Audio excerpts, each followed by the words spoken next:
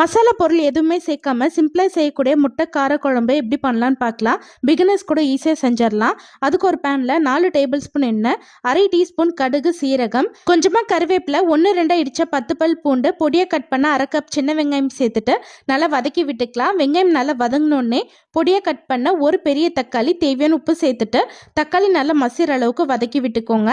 இப்போ அடுப்பு லோ ஃப்ளேமில் வச்சுட்டு 1/4 டீஸ்பூன் மஞ்சள் தூள், 2 ஸ்பூன் மல்லித்தூள், 1 ஸ்பூன் தனி மிளகாய் தூள் சேர்த்துட்டு 1 நிமிஷத்துக்கு லைட்டாக வதக்கி விட்டுக்கலாம். மசாலாவோட பச்சை வாசனை போயிட்டு இப்போ நல்லா எண்ணெய் பிரிஞ்சு வருது. இந்த ஸ்டேஜில் ஒரு சின்ன லெமன் சைஸ் புளியை ஊற வச்சு கரைச்சி வச்சிருக்கேன். அது இது கூட சேர்த்துட்டு இது கூடவே 2 கப் தண்ணி சேர்த்துக்கோங்க. ஒரு 10 நிமிஷத்துக்கு குழம்பு நல்லா கொதிக்கட்டும். அதுக்கப்புறம் முட்டை சேர்த்துக்கலாம். நான் இன்னைக்கு 5 முட்டை சேர்த்துக்கிறேன். உங்களுக்கு வேணும்னா 6 முட்டை கூட சேர்த்துக்கோங்க. லாஸ்ட்டாக கொஞ்சமாக கொத்தமல்லி தூவிட்டு லோ ஃப்ளேமில் ஒரு 5 நிமிஷத்துக்கு முட்டை நல்லா வெந்து வரட்டும். இப்போ முட்டை நல்லா வெந்துருச்சு. இப்போ அடுப்பு ஆஃப் பண்ணிட்டு நல்லா சூடான சாதம் கூட சர்வ் பண்ணுங்க. ரொம்ப நல்லா இருக்கும்.